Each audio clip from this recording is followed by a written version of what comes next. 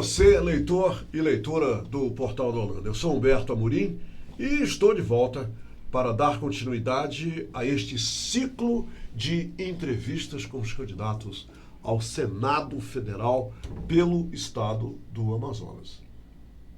Você está vendo aqui o Rondinelli Fonseca, que está ao meu lado. Ele é do PSOL e hoje ele está no nosso programa para expor as suas propostas, as suas ideias e os seus pleitos para convencê-lo, principalmente, a votar nele para que ele possa ir nos representar no Senado Federal. Eu quero desde já agradecer, penhorado, em nome de toda a equipe do Portal da Holanda, vocês que têm participado ativamente, aos milhares, em todas as entrevistas que nós temos feito com os candidatos que têm nos dado o privilégio de entrevistá-los nesse programa. Então, eu vou fazer um rápido intervalo e já você vai saber quais são as principais propostas do candidato Rondinelli Fonseca do PSOL para chegar até Brasília representando você que vai votar nele. Só um minutinho. De volta e agora, para valer, Rondinelli está aqui, à nossa inteira disposição. Eu vou só repetir. Rondinelli Fonseca, candidato do PSOL ao Senado Federal pelo estado do Amazonas. Rondinelli, muito obrigado por ter aceito o nosso convite. É um prazer muito grande recebê-lo aqui. E a gente gostaria de inicialmente saber o seguinte: qual é a sua opinião sobre os políticos, quer dizer, uma ala de políticos no Brasil que tem dado ao que é feito em termos de política nesse país, a impressão de que os políticos, essa ala de políticos, alguns políticos, vários políticos, eles estão nus, sem pudores, sem rumo e sem vergonha. Você concorda com isso? Humberto, primeiramente eu quero agradecê-lo por este momento. Isso é um marco na minha vida, até porque eu estou diante de um grande comunicador que já atua há quase 3 décadas. E quero parabenizá-lo pela iniciativa de tomar a frente e fazer com que isto venha chegar à casa do eleitor, à casa daquelas pessoas que estão indecisas. E eu falo exclusivamente diante para um universo de 1.061.000 pessoas que estiveram fora das urnas na eleição suplementar. Me entristece muito, mas eu até um determinado momento... Porque anularam o voto, não é isso? Exatamente. E concordo, eu tenho uma nomenclatura exatamente para este momento que estamos falando, onde os políticos estão sem pudor, sem vergonha. Isso chama-se uma intoxicação política. Isso fez com que a sociedade pudesse se abster das urnas, e isso causou um prejuízo... Isso é um protesto, não é, Rondinelli? Exato. Mas que, de certa forma, os grupos estão fortalecidos políticos. E agora, principalmente no Amazonas, eles criaram essa ferramenta e a dança da cadeira agora foi feita. Estão pegando pessoas que não têm nada a ver para dentro, para complementar, para serem seus suplentes. Eu vim agora há pouco de uma reunião onde uma senhora não sabia nem que ela era suplente de um determinado candidato ao Senado. Eu tenho nomes que são pessoas daqui do estado, como a Rosilane Almeida, que é de Itacoatiara, o Edilson Pereira, que é de Itacoatiara. Nós estivemos conversando exatamente... Esses são os seus suplentes, são não é? meus suplentes. E são pessoas que são da comunidade, assim como eu sou, e nós somos um grupo coeso, capaz de mostrar que por meio da educação, por meio do trabalho, por meio da dignidade, nós chegaremos lá. Qual é, Rondinelli, a espinha dorsal das suas propostas? Por exemplo, vamos começar com 3 propostas. Na chamada que eu fiz há pouco, eu mencionei um assunto que não foi tocado por ninguém aqui, a biotecnologia, que você mencionou. Você falou em biotecnologia, emprego e renda e educação. Vamos começar por biotecnologia. Por que biotecnologia consta das propostas que você quer fazer aos eleitores do estado do Amazonas? Bem, nós temos diante do cenário amazonense uma restrição com relação à expansão da biotecnologia. Nós estamos diante de um solo fértil, diante de uma floresta, que aí nós temos um código florestal que é muito restrito para nós, que ele corresponde a 100%, mas deve ser liberado simplesmente 20%, desta vegetação para que ela possa 80 permanecer em pé. Então eu quero que através disso nós venhamos explorar a andiroba, nós venhamos explorar tudo aquilo que está ao alcance, que os indígenas conhecem muito bem, onde eles sentem uma dor e passam algum tipo de erva e podem se sentir melhor. Eu não acredito que é simplesmente o Vale do Silício nos Estados Unidos que possa ter esse acesso a esta alta tecnologia que eu posso direcionar para a biotecnologia, Humberto. Interessante porque existe um curso de biotecnologia na academia. Né? Eu, inclusive, tenho um filho que cursa biotecnologia. Esse seu projeto envolve a academia, logicamente, né? A participação dos pesquisadores e professores da academia. É esse o caminho? Não somente isso. Eu quero aqui ressaltar de que o INPA, os centros de biotecnologia da Amazônia, serão ali sendo atendidos por meio das emendas que eu irei apresentar, para que possa fomentar. O que seria de nós se nós não tivéssemos aquele processo que é lá na sua raiz, quando se fala a respeito de pesquisas? Nós não teríamos resultados hoje para a cura do sarampo, que vergonhosamente estamos perdendo, porque esses governos que aqui estão perderam rumo. Uma doença que outrora foi erradicada e hoje volta com uma força tamanha que prejudica. E mais uma vez, fomentar, confiar, acreditar de que este profissional da área de biotecnologia, ele possa ser contemplado nestes planos, nesses projetos, nessas emendas no Congresso Federal. Candidato, eu peguei um dado, aliás, 3 dados ontem à noite interessantes. Você mencionou aqui emprego e renda. Foi divulgado ontem à noite, eu vi isso num programa de âmbito nacional, 13 milhões de pessoas estão sem emprego aqui no Brasil. 3,5 milhões sem emprego há 2 anos. Quer dizer, as pessoas estão procurando emprego há 2 anos e não conseguem. 4,8 milhões desistiram de procurar emprego. Isso é uma tragédia que precisa de esforços envidados em conjunto pela sociedade. Qual é a sua proposta para a criação de emprego, para mudar esse quadro terrível de tantas famílias, tantos trabalhadores que desistir de procurar emprego? Quer dizer, o camarada não aguenta mais. Há 2 anos procurando emprego e não consegue ter um emprego. O que o senhor tem a falar sobre essa sua proposta de emprego e renda, tendo um quadro desse como pano de fundo? Humberto, essas pessoas foram caracterizadas como os desalentados. São pessoas que cansaram de fato nessa procura. Eu quero simplesmente dizer, e aqui aproveito o seu programa, que há algumas décadas eu morei perto de um lixão, a 1 quilômetro de um lixão, um aterro sanitário. E lá as pessoas iam procurar vasculhar naquele lixo 2 condições. Uma, que era para poder encontrar resíduos para que eles pudessem fazer a sua reciclagem e vender, e a outra era aguardar o caminhão do supermercado que viria com alimentos vencidos. Eu percebi naquele momento em que o estado onde eu estava, naquele instante, vendo tudo aquilo de perto, as pessoas tinham aquelas 2 condições favoráveis à sua vida, mas que o Estado chegou e cortou de fato. Foi proibido a presença de pessoas dentro daqueles lixões. Não se queria saber o que eles estavam fazendo, se servia para emprego ou se era para alimentação. Eles cortaram o provento daquelas pessoas. O Estado não deu uma contrapartida a elas para dizer bem assim, nós vamos retirá-los daqui, mas nós temos esta opção.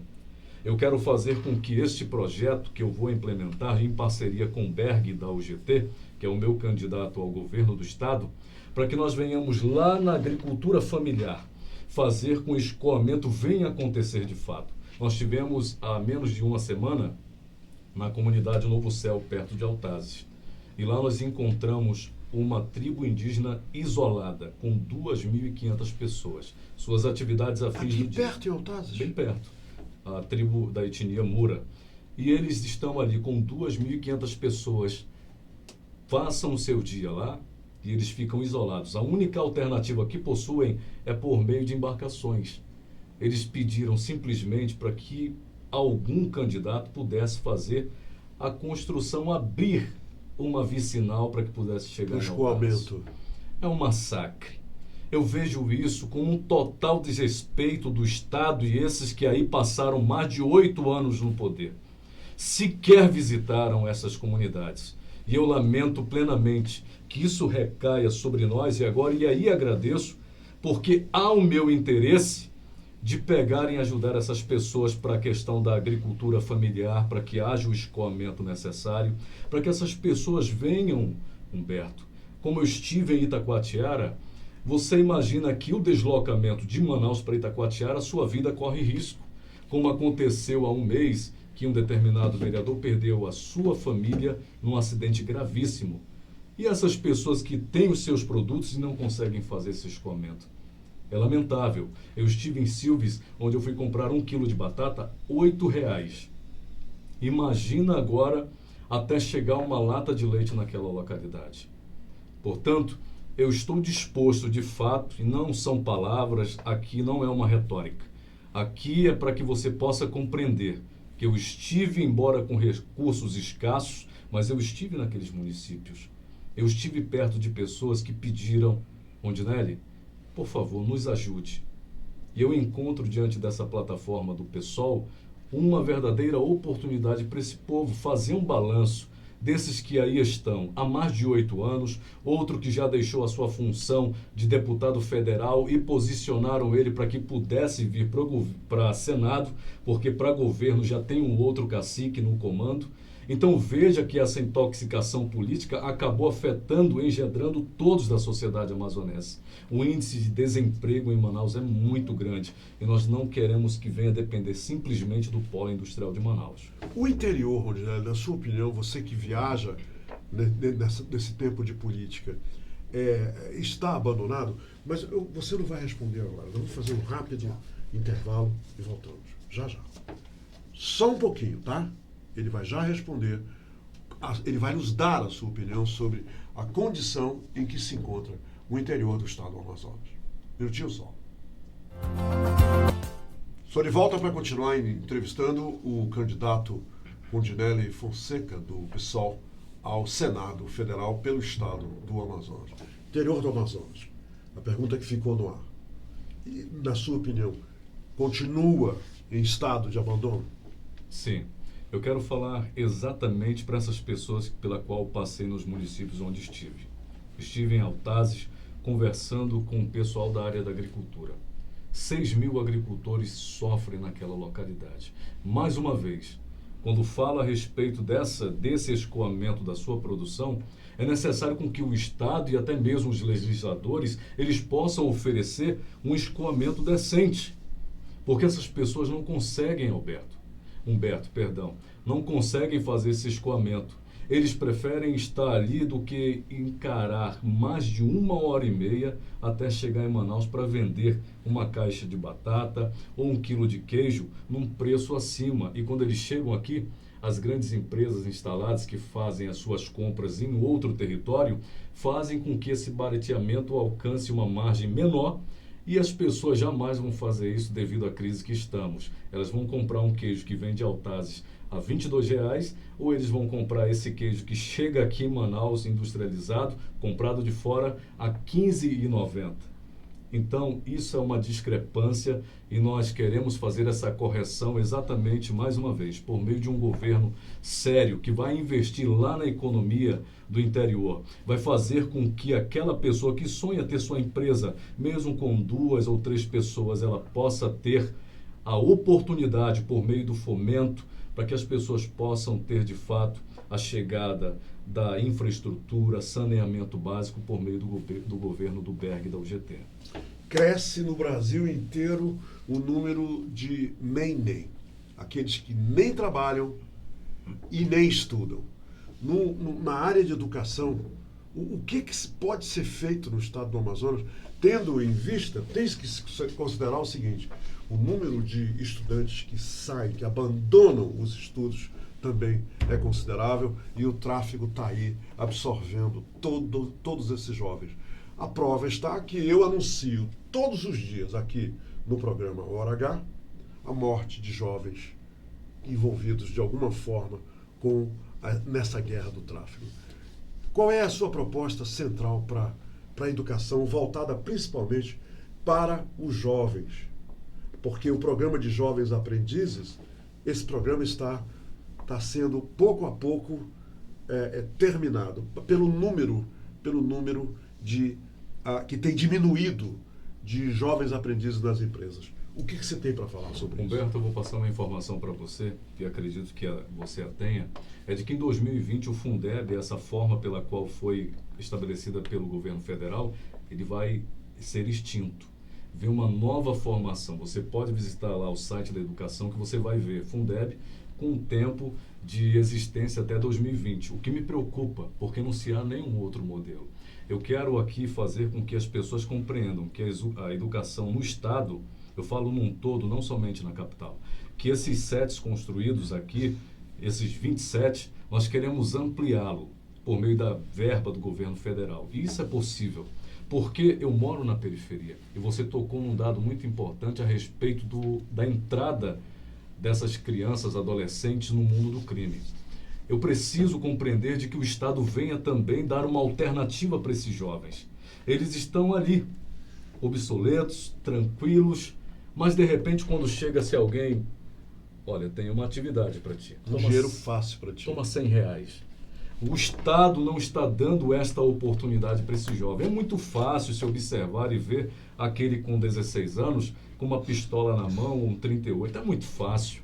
Agora eu quero ver o Estado assumir o compromisso em dizer nós temos uma alternativa para você, porque eu a tenho.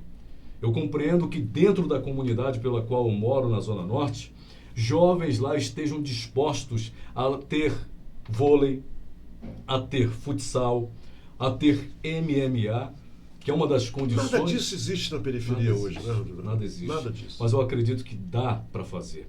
Essa é uma condição porque nós, no mínimo que nós possuímos, nós colocamos ali no bairro Nova Floresta, simplesmente mesas de tênis para que eles possam estar extravasando. 1 hora com que esse jovem passa, Humberto, na mesa, jogando ping-pong, já pode lhe trazer a retirada do mundo do crime em 10 horas. E o pai não estará preocupado com relação a isso. Por quê? Ele vai encontrar o filho perto da sua casa, exercendo uma atividade, seja ela para a área de educação, mas principalmente para a sua condição social, que isso é importante. Nós vimos agora há pouco, recentemente saiu agora uma matéria a respeito do índice aqui no Amazonas de jovens fora do mercado de trabalho. Isso é estarrecedor. Porque eu acredito que, em contrapartida, o Estado venha também apresentar suas propostas. Não é simplesmente colocá-los lá num centro de reabilitação e o pai fazer as suas visitas lá. É inadmissível isso com que os nossos políticos estejam ausentes. Eu não posso admitir que eu, vindo da periferia, veja jovens sendo cooptados pelo tráfico e não fazer nada. Eu seria omisso juntamente com aqueles que votam nessas pessoas. Eu não quero isso. Eu vim exatamente para esta condição, em meio a essa intoxicação política, me contrapor a tudo isso. E se for possível, me juntar com 1, 2, 3 ou 4. Mas esses 4 estão convictos de que querem algo melhor para o Estado. A sugestão para conter os índices de violência em Manaus que crescem a cada dia. Essa sugestão... Tem até uma sugestão que está vindo de fora do exterior aí para resolver o problema da violência em Manaus. Qual é a proposta que você tem para, pelo menos, diminuir esses índices, porque nós não aguentamos mais de tanto medo. Quem mora em Manaus mora com medo. E não existe exceção. Isso é uma das questões pelas quais nós iremos, juntamente com o governo, mais uma vez, aprimorarmos e irmos direto a um dos pontos que pode fazer essa prevenção, que é por meio da tecnologia. Nós queremos, de fato, com que as pessoas venham ter este acesso nas suas vias principais, câmeras de alta resolução para que possa antecipar este policial em ver um deslocamento de uma motocicleta, um veículo roubado, ele possa identificar e fazer a apreensão e a abordagem no tempo exato. Isso chama-se prevenção. É exatamente isso com que nós iremos fazer com o adolescente, aqueles que estão ociosos nas comunidades, sem fazer nada.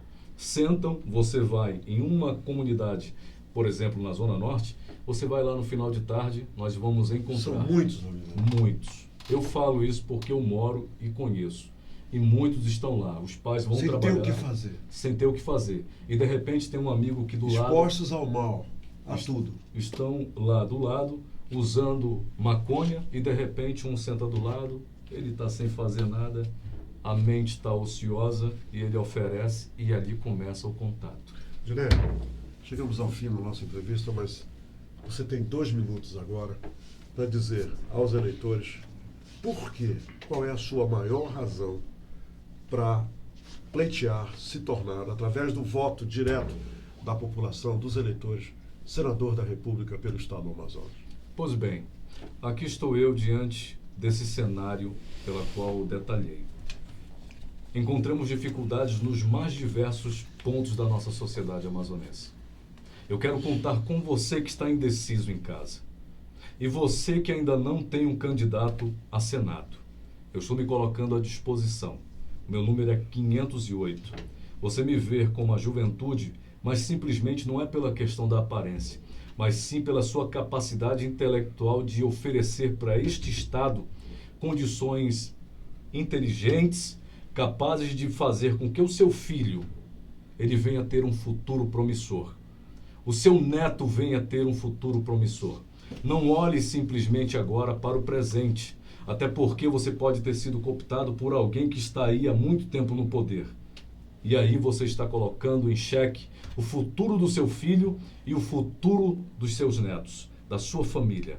Eu me chamo Rondinelli Fonseca, estou à sua disposição para que nós possamos juntos trazer um novo modelo e muito mais, Humberto. Fazer com que este Estado ele venha ter representatividade, não simplesmente defendendo políticos que estão envolvidos em operações que contaminam esse Estado.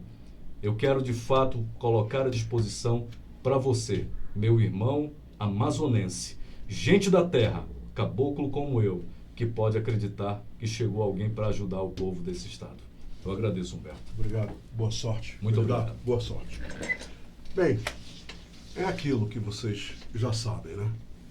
Se você não votar com consciência, se você não votar certo, e nós sabemos como votar certo. Votar certo é não trocar o voto por um rancho, é não trocar o voto por dinheiro, por nada nesse mundo.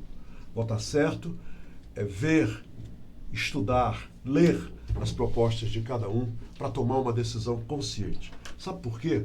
Porque quando nós votamos errado, nós prejudicamos a nós mesmos, aos nossos familiares, aos nossos descendentes, porque serão 8 anos para o senador, 4 anos para o governador, 4 anos para os deputados. Nós prejudicamos aos nossos descendentes, mas principalmente a toda a comunidade. Por isso, eu peço a vocês, façam uma reflexão que vai levar você, a mim e a todos os eleitores a escolher os melhores. Essa é a nossa grande opção agora em outubro. Bom final de dia para vocês e a gente volta novamente nesta quinta-feira para, desta vez, entrevistar o candidato ao governo do Estado do Amazonas, Davi Almeida, que será o próximo entrevistado. Obrigado pela companhia.